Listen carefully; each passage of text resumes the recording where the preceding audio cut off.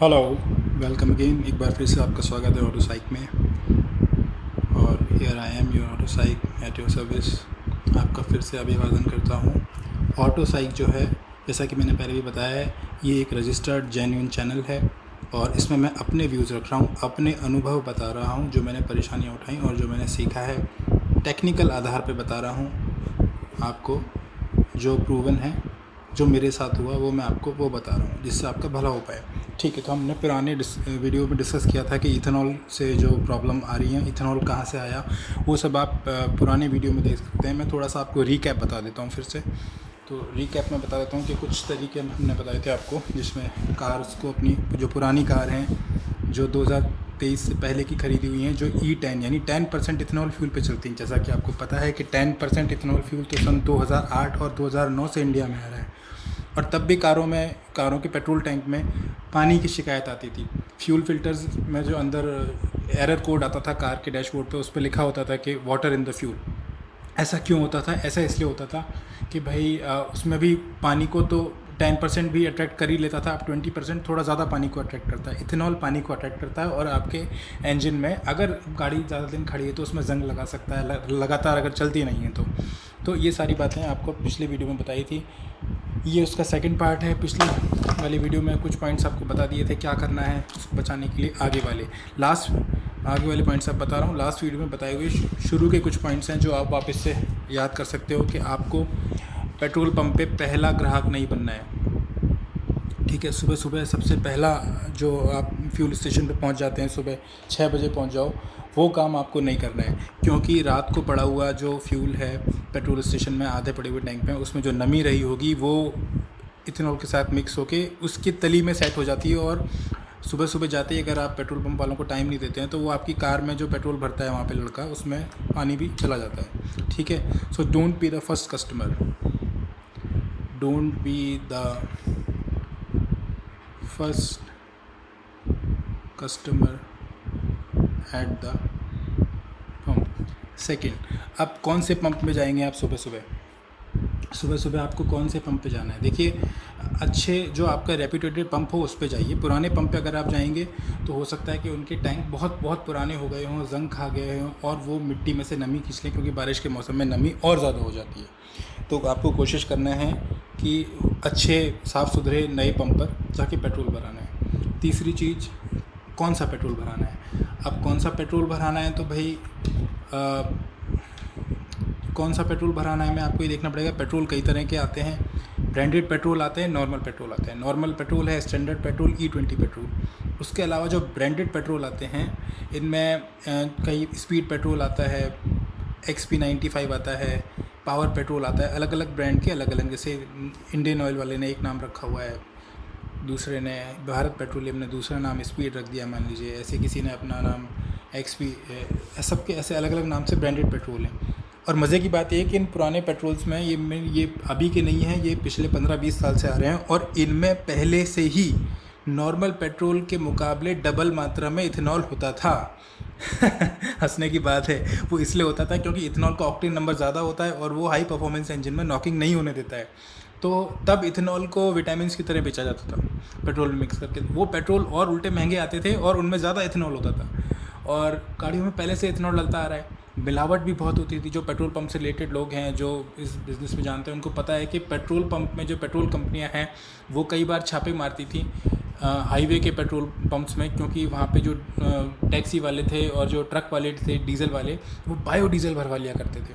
तो अभी से नहीं, पहले से हमारी गाड़ियों में इथेनॉल कभी पहले चोरी छुपे भरा जाता था, अब वो लीगल हो गया, क्योंकि शायद अब गवर्नमेंट जो चाहती है, देश हित में जो चाहती है, ये जो पॉलिसी 2009 में कांग्रेस सरकार के समय आई थी, फिर बीजेपी सरकार ने इसको 10% और 20% करने का फ़ैसला लिया।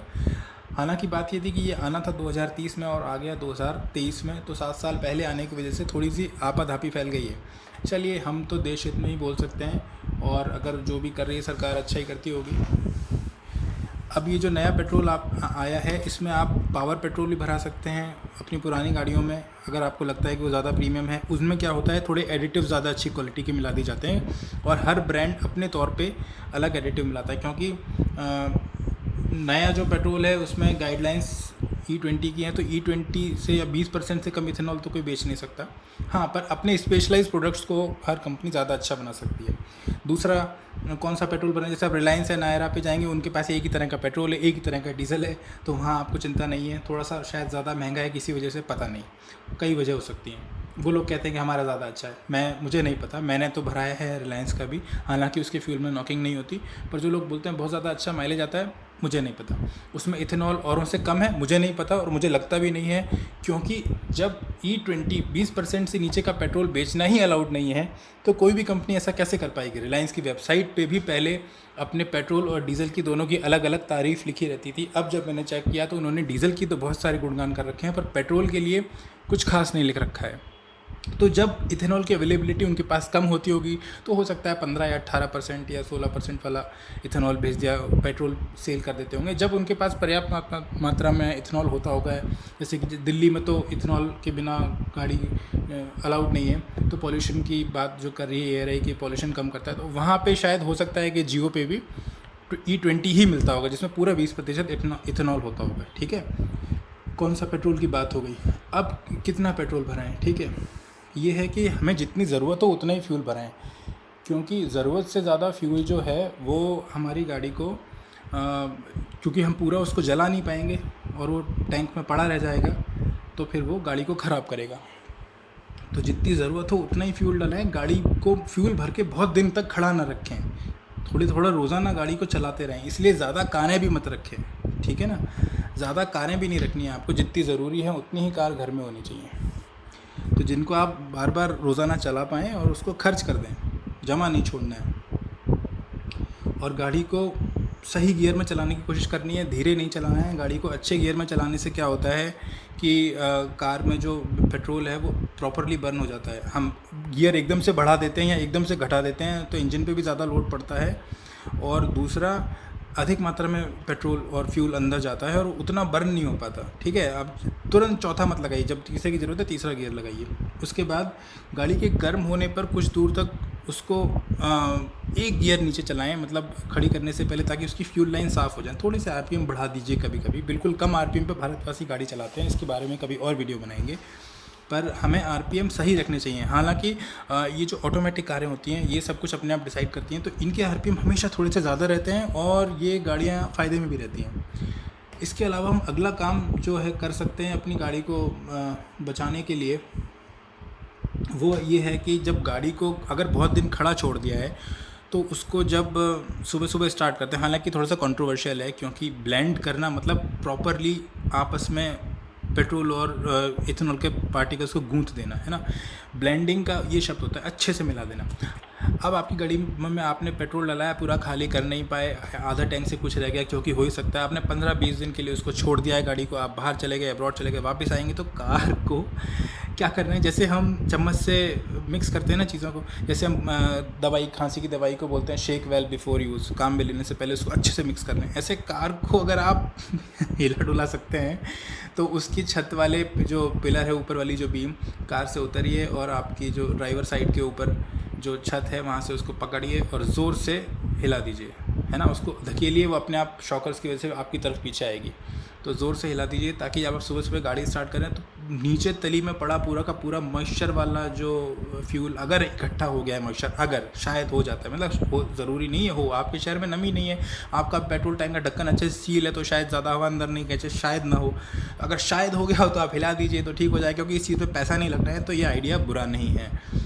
उसके अलावा एडिटिव्स मिलाने की बात करी जाती है कि पेट्रोल में एडिटिव मिलाएं। एडिटिव के लिए मैं इतना सा बोलना चाहता हूँ कि भाई कुछ एडिटिव्स पहले से मिले हुए आ रहे हैं आपकी गाड़ी को जंग से बचाने के लिए। E10 में तो कम थे, E20 में ज़्यादा मिले हुए आ रहे हैं। अब ऊपर से एडिटिव मिला के कोई बहुत ज़्यादा फ़ायदा हो जाएगा ऐसा कहना नहीं चाहिए, पर फिर भी अच्छी एडिटिव्स जो हैं, जैसे जर्मन कार हैं और उसमें आपने एक फ्यूल डलाया, आप फ्यूल के एडिटिव का पता कर लें कि फ्यूल कंपनी ने कौन सा एडिटिव, उसके साथ में मैच करने वाला एडिटिव आप खरीद सकते हैं। जर्मनी के ही बहुत सारे ब्रांड्स हैं, अब ब्रांड प्रमोशन तो करना नहीं है तो मैं नाम नहीं ले रहा, आप अपने हिसाब से पता कर सकते हैं। बहुत से वर्थ है, लिक्विमॉली है, बहुत सारे बनाते हैं अलग अलग, तो उनमें से कोई सा भी सही हो सकता है, ख़राब भी निकल सकता है, हमें नहीं पता है, ठीक है। मैंने यूज़ किए हैं, मेरे साथ सही चल गए हैं। अब दूसरा, जो आपकी गाड़ी 8-9 साल पुरानी है, 8-9 साल पुरानी गाड़ी के रबर्स पहले ही पुराने हो जाते हैं। अगर आप किसी टायर की वेबसाइट पे जाएंगे, जो कि सबसे मजबूत रबर है, गाड़ी की सबसे मजबूत टायर है, या उसके शॉकर में लगने वाली सील सबसे मजबूत होती हैं, है ना। टायर और शॉकर की वेबसाइट पे जाएंगे तो बोलते हैं कि 8-9 साल पुरानी गाड़ी के टायर और शॉकर बदल दीजिए, भले ही वो गाड़ी अभी तक केवल 8,000 किलोमीटर चली हो। मतलब पूरे साल में 8,000 चलती है या 80 लाख चल गई हो 8 लाख किलोमीटर चल गई हो, उसके टायर काम के नहीं बचे और उसके शॉकर भी। तो ऐसे में जब इथेनॉल और ऊपर से आ जाएगा तो भाई फिर इन चीज़ों तो जो रबर की लाइंस हैं उनको आपको 8 साल पुरानी गाड़ी की पूरी रबर लाइन, पेट्रोल टैंक में जाइए, पेट्रोल टैंक में फ्यूल पंप को देखिए, फ्यूल पंप पे रबर की सील होती है, फ्यूल पंप को खुद को भी चेक कीजिए, उसके आगे अगर पाइप रबर के हैं, आगे जाके कहीं रबर की सील है जहाँ पे आपके हेड में जाता है, वो सारी फ्यूल लाइन आपके मैकेनिक आपको बता देंगे। गैसकेट होती है, हेड गैसकेट पुरानी हो चुकी होगी उसकी, हेड गैसकेट आपके साथ मैच नहीं करेगी नए पेट्रोल के साथ, आपको हेड गैसकेट चेंज करनी पड़ेगी। ये बात कहना है ARAI का। अब ARAI कहता है कि 20-25 हज़ार किलोमीटर तो E10 कार आराम से चल जाएगी, उसके बाद उसकी हेड गैसकेट उड़ जाएगी। यानी कि अगर आपकी एग्जिस्टिंग कार अभी आपके पास है और आप उसको साल के 8,000 किलोमीटर चलाते हो और वो E10 है, तो अगले 3 साल बाद आपकी हेड गैसकेट उड़ेगी। 3 साल तक आप चला सकते हो। और उस कार में आप को चलाने के लिए और क्या कर सकते हो, उसमें आप फ्लैक्स फ्यूल किट यूज़ कर सकते हो। फ्लैक्स फ्यूल किट क्या होते हैं? ये इलेक्ट्रॉनिक डिवाइसेस होती हैं, एक तरह के सर्किट होते हैं जिनको आपके कार से जोड़ दिया जाता है। ये आपकी इंजन कंट्रोल यूनिट को ज़्यादा अमाउंट में पेट्रोल भेजने की हिदायत देता है। जैसे उसको ये कमांड देता है कि इतना पेट्रोल भेजो, थोड़ा ज़्यादा भेजो, ताकि कार भरभरा के बंद नहीं हो। क्योंकि प्योर पेट्रोल के मुकाबले इथेनॉल जब उसकी संख्या मात्रा बढ़ती जाती है, परसेंटेज, तो पेट्रोल की पावर कम होती जाती है। मतलब आपको वही काम करने के लिए ज़्यादा पेट्रोल चाहिए होगा। इसलिए ECU को एडजस्ट करने वाली किट्स होती हैं ये बेसिकली। ये आपकी पेट्रोल की मात्रा तो सेट कर देंगी, लेकिन वो जो पुरानी रबर हो गई हैं उनको आप 7-8 साल पुरानी गाड़ी में चेंज करा के ही इनको लगवाओ तो अच्छा है। क्योंकि रबर में से अगर फ्यूल लीक करेगा तो आग वाग लगने की संभावना हो सकती है। ठीक है, अब घर में इसीलिए ज़्यादा कारें ना रखें। मेरे पास भी एक पुरानी E10 कार है।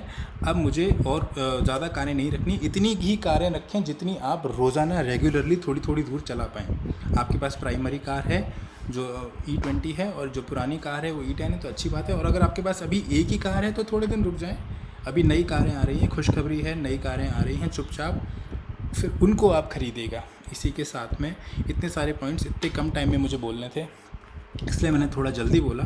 एक एक पॉइंट के ऊपर चाहूँ तो पूरा एक वीडियो बना सकता हूँ अगर आप लोग बोलेंगे।